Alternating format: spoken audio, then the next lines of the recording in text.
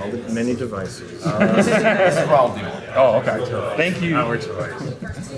How are you doing? I'm well. How are you? Good, man. So you wrote the pilot script, correct? No, I did not. Okay. Cameron wrote the pilot script. It was developed by Cameron and Linda Obst over at Sony Television.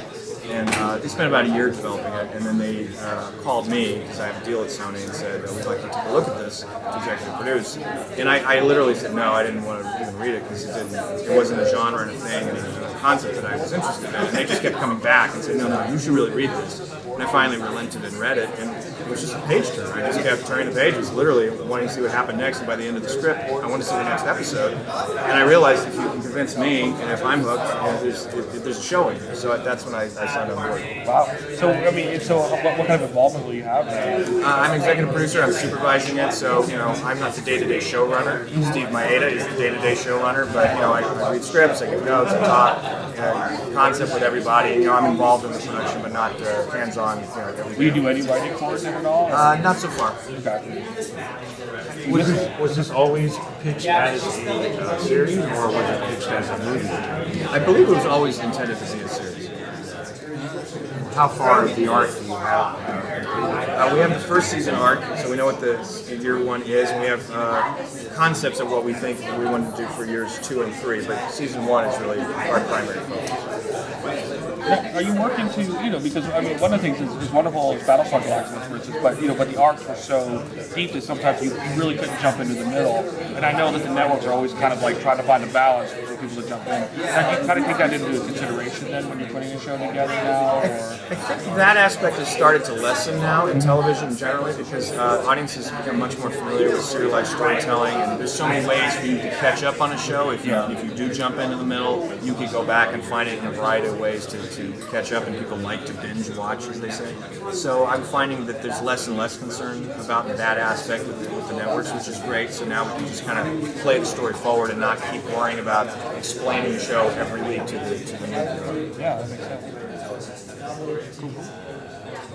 Is there enough of the story appears to have more that's happening below the surface of them in many ways. So, I mean, so what we see is essentially isn't what we think we're seeing. Yeah, you're peeling back the layers as the show goes on. They walk in episode 1 and they think they're doing one situation, and as the series develops, they keep uncovering, wait, there's deeper and other mysterious things going, and it's a process of discovery all the way through the first season. And how was their casting process? We talked in New York, and there was even a cast. I know, now I think we're almost completely cast up. Cast up?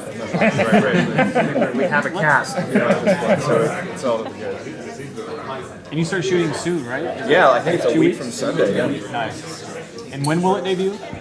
I don't know what the date is. I think it's spring 2014. I don't know if they've released a specific air date or not. I'd heard January. It might be. Super. What kind of commitment do you have to sign? First season, all 13 episodes for season 1. It's good. It's good to have a full order, so you don't have to go through. The pilot business sucks, so it's nice to not get involved in the pilot business and just have a straight to series order. It makes things a lot better. Creatively, you can do a better job of the show. You have the time, resources, and energy to sort of really develop it and let it evolve over time. The problem with doing pilots is that you spend so much time, effort, and money cramming something into a pilot just to get the network to say yes. A lot of times, the pilot is so unrepresentative of what the series is that then you're almost reinventing the show and finding the series order is. The audience kind of senses that well. It's like there's this big splash on a pilot, and episode 2 doesn't look anything like that. So, I think it's nice to see TV starting to move away from the pilot development process, which is, it's a holdover from the 60s, really. It's just an old way of doing business that should go away. Yeah. And it's sort of said that the nature of the audience is going to be very intimate level just on the base. Is the idea to keep it sort of close-knit like that as the tone of the show, or do you sort of plan to take it more global? The stakes will be global, but the show itself will be sort of focused in on the base. On these people trapped in this environment in this period of time. Every episode is one day, so there's this pressure cooker environment that builds and builds and builds over the course of the first season. Like Battlestar was closed, and then So the cast is fairly small, but you have a lot of information that you receive on that kind of scope. It sounds like a really small team. It's not. It's yeah. I don't. It's not that small of a team, and like it's not the Thing. You know, it's not just 15 people or however many people were in the original Thing, or the Carpenter Thing rather. It is a bigger base. There's a couple hundred people that we're dealing with, so you are dealing with an environment where you have places to go, things to discover, new characters can kind of come in very honest. One of the things you did with Galactica so well was using social media, podcasts. I mean, you're not involved day to day, but with the producers, how did you carry on that tradition?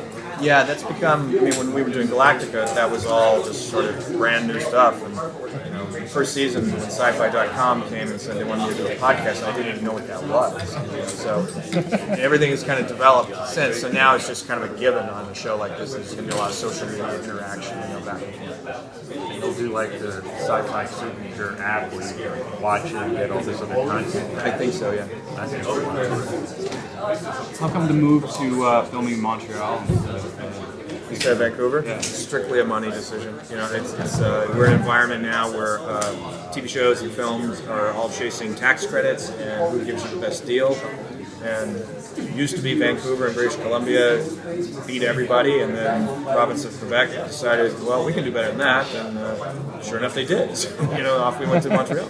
Canadian TV war. In TV wars, that's right, setting them against each other. That's a longer flight though, for you, isn't it? It is a longer flight. It has its downsides. Yeah. And I miss Vancouver. I love Vancouver. Was a great city, great people. I'm very fond of that whole experience. It's really good. I mean, what do you think is, you know, I mean, in terms of, it seems like the science fiction kind of cycles in different ways where, you know, we go spacebound and we kind of go back to a grounded type show and, you know, in the present. And it seems like that's what we're going with Helix. I mean, do you think that helps bring in maybe not so fanatical type science fiction that kind of brings in a broader audience, like a casual science fiction fan or somebody who might be interested in science fiction elements in a real, you know, in a real situation? Possibly, I don't know. I mean, these things do kind of go in waves and cycles, and for not very logical reasons, they just kind of rise and fall. Suddenly, we're all doing vampires, we're all doing zombies. There's all apocalyptic stuff, and these waves kind of come. I think it does have the potential to do what you're talking about bringing in maybe more people that are not as hardcore science fiction fans as maybe people that gravitated towards Galactica. But you never know. You know, Galactica was always sort of hampered on some level by its name. You know, it's hard to get people to sample it just because of the name. But once they did, if you could convince somebody to sit down and watch it, they were compelled by the characters and the story. So it's always a marketing challenge. But this is a different world than when we were launching Galactica too. Yeah. With social media, with the way the audience experiences shows, their ability to binge watch and to go to Netflix and go to all these other places didn't exist at that time. So even doing a space-based show would probably have less of a challenge behind it right now than it did back in the day. Do you think, with next year being 10 years since Battlestar premiered, do you think there'll be a reunion of sorts here? I hope so. No one has mentioned it to me, but you know, they're always like the last to do this. People just kind of wake up and go, "Oh yeah, there's an anniversary." It would be nice. That would be a kick. It would be nice to come back here for the 10th anniversary and do it. I remember the first time we came, and I was trying to remember. I cannot for the life of me remember if we literally came before the miniseries premiered or after. I just remember that it was in a relatively small room, half filled. And it was very hostile. They were not really pleased to see us, and there was a lot of skepticism about Starbucks, a woman, and there was a lot of that. And then the next year, suddenly it was a bigger room, and then it just got bigger, and every year it was like, it became this thing. So it was really interesting to sort of come back to Comic-Con year after year and feel the audience, the love and the passion of what people were seeing in the show, and it was really nice. The best ending to the series. One of the best. I put it up there with Matt. I was very proud of it. I love the ending. I don't know why everybody had issues with the ending. I thought it was great. It was. I don't know. Some people didn't respond to it. I loved it. I thought it was the right ending, and that's. It went with the whole story. I mean, people said they came out of nowhere. I don't think it did at all. I think everything that we did in the finale was baked into the show. Yeah. I mean, people. I heard criticism about, there's too much God in the end. Well, it was there in the beginning. It's like watching the show. If we didn't do something with that element, you'd go, well, what was that all about? Exactly. I thought it worked. And I think people got their answers, whether they were happy or not. Well, that's the thing. People may not like the answers, but they got it. They didn't get the ones they wanted. That's how people are, man. It doesn't bother me. I think it stands, and I think it works. I think that is the conclusion of that story. Oh, absolutely.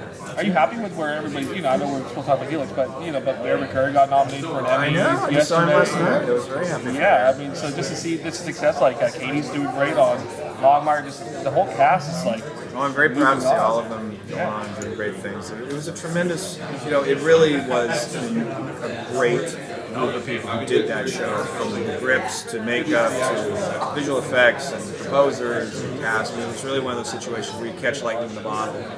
Everybody loved what they were doing. Was very proud of what they were doing. It was a tremendous production, just top to bottom.